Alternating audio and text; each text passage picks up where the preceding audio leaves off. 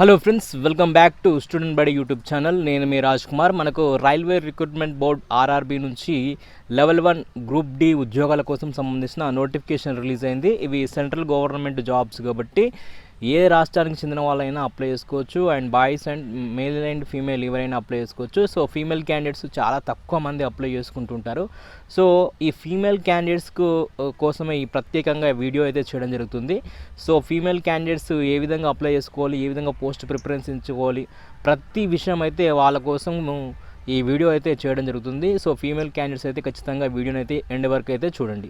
So ఈ railway recruitment మనకు రైల్వేలో లెవెల్ 1 ఉద్యోగాలు.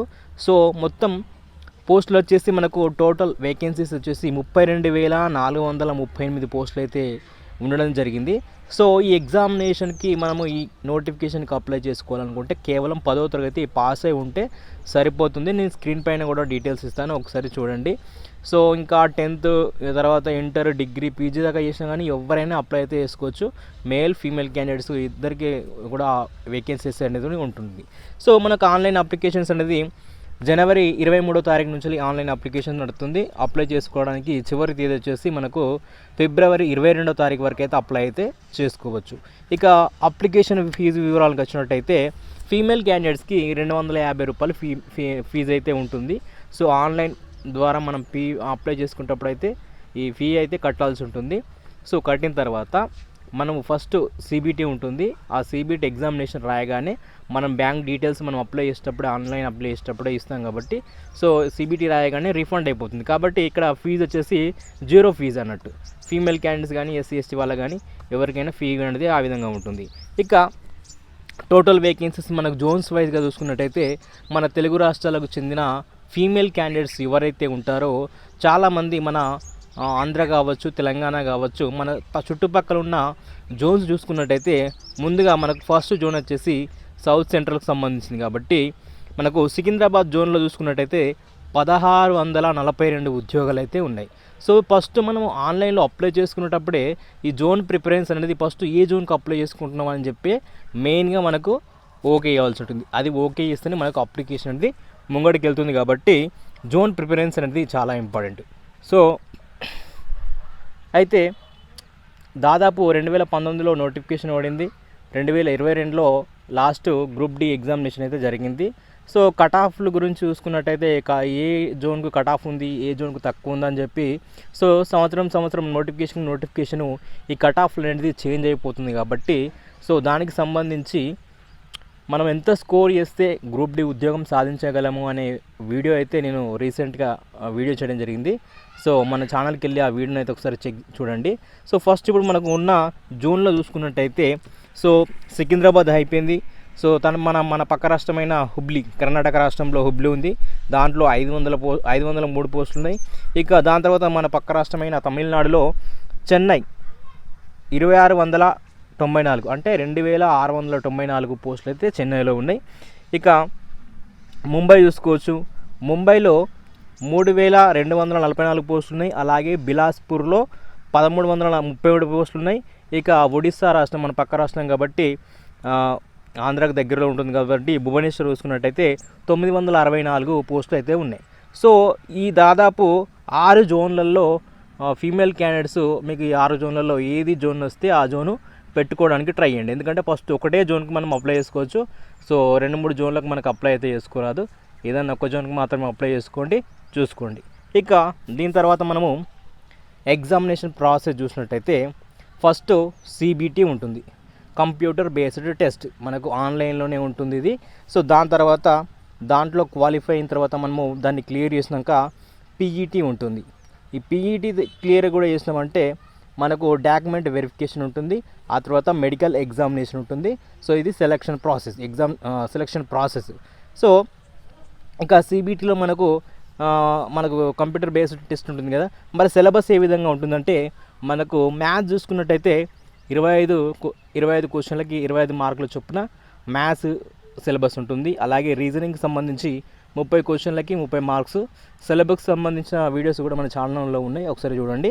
అలాగే జనరల్ స్టడీస్కి సంబంధించి 25 క్వశ్చన్స్కి 25 మార్క్స్. అలాగే general awareness plus current affairs వీటికి సంబంధించి 20 మార్క్స్ అనేది కేటాయించడం జరిగింది.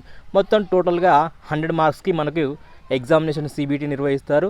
సో దీనికి 1/3 నెగిటివ్ మార్కింగ్ కూడా ఉంటుంది, ఇది గుర్తుపెట్టుకోండి. అంటే మనము 3 ప్రశ్నలు తప్పుగా పెట్టినట్టయితే మనం ఒకటి కరెక్ట్ ఆన్సర్ పెట్టినా కూడా దాన్ని మైనస్ అయితే చేయడం జరుగుతుంది.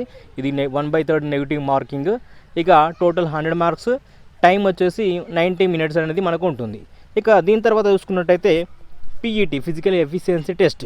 సో ఫీమేల్ క్యాండిడేట్స్కి మాత్రమే ఇది చూసుకున్నట్టయితే 20 kg ఉస్కే బ్యాగ్ ఒకటి 2 మినిట్స్లో 100 మీటర్స్ అనేది వెళ్ళాల్సి ఉంటుంది, పరిగెత్తాల్సింది, లేకపోతే నడుచుకుంటైనా సరే. మనకు 2 మినిట్స్లో 100 మీటర్స్ ఈ 20 kg ఉస్క బస్తాను మనం మోసుకెళ్ళాల్సి ఉంటుంది. అలాగే 100 మీటర్ వచ్చేసి 5 నిమిషాల 40 సెకండ్లు అనేది రన్నింగ్ చేయాల్సి ఉంటుంది. ఇది పీఈటీ అమ్మాయిలకి, ఇది పీఈటీ. దీనికి సంబంధించి చూసుకున్నట్టయితే ఇక మరి ఏజ్ ఎంత ఉన్న వాళ్ళు అప్లై చేసుకోవచ్చు అని చెప్పి చాలామంది ఉంటుంది. సో మనకు కోవిడ్ కారణంగా ఒక 3 సంవత్సరాలు అయితే పెంచడం జరిగింది. సో దీనికి చూసుకున్నట్టయితే యూఆర్ అన్రిజర్వ్డ్ కేటగిరీకి చెందిన వాళ్ళు 18 నుంచి 36 సంవత్సరాల వరకు ఉన్న వాళ్ళైతే అప్లై చేసుకోవచ్చు. ఇక నాన్ క్రిమిలేయర్ ఓబీసీ సర్టిఫికేట్, ఇట్లా నాన్ క్రిమిలేయర్ సర్టిఫికేట్, అలాగే ఓబీసీ క్యాండిడేట్స్ ఎవరైతే ఉంటారో వాళ్ళు 18 సంవత్సరాల నుంచి 39 సంవత్సరాల వరకు ఉన్న వాళ్ళు కూడా అప్లై అయితే చేసుకోవచ్చు. ఇది ఓన్లీ నేను ఫీమేల్ క్యాండిడేట్స్ గురించి చెప్తున్నాను. సో అలాగే ఎస్సీ ఎస్టీ వాళ్ళకైతే 18 సంవత్సరాల నుంచి 41 సంవత్సరాల వరకు ఉన్న వాళ్ళు కూడా ఈ పోస్టులకు అయితే అప్లై అయితే చేసుకోవచ్చు. ఇక ఎగ్జామినేషన్ అనేది మనం ఆన్లైన్లో అప్లై చేసుకునేటప్పుడు అయితే తెలుగు అనేది ఖచ్చితంగా సెలెక్ట్ చేసుకోవాలి. ఎగ్జామినేషన్ తెలుగు ఇంగ్లీష్ బై లాంగ్వేజ్లో ఎగ్జామ్ అయితే ఉంటుంది. సో ఇక పోస్ట్ ప్రిఫరెన్స్ నేను స్క్రీన్ మీద ఒకసారి చూసుకోండి, దాన్ని స్క్రీన్ షాట్ కూడా తీసుకోండి. దాన్ని చూసుకున్నట్టయితే ఫస్ట్ మీరు సెలెక్ట్ చేసుకోవాల్సింది ఏంటంటే పాయింట్స్ మ్యాన్ బి అనే పోస్ట్ని ప్రిఫరెన్స్ ఇవ్వండి. ఫస్ట్ ప్రిఫరెన్స్ దానికి ఇచ్చేయండి. దాని తర్వాత అసిస్టెంట్ ఎస్ఎన్టీ ఈ పోస్ట్కి ప్రిఫరెన్స్ ఇవ్వండి.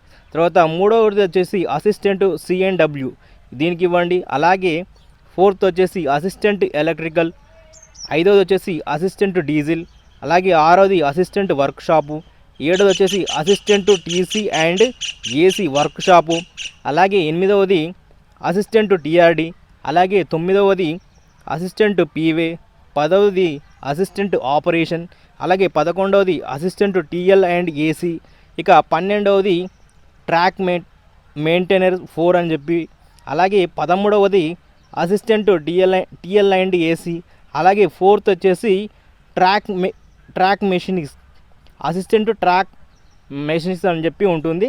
సో నేను స్క్రీన్ పైన ఇచ్చాను, ఒకసారి అదైతే చూడండి.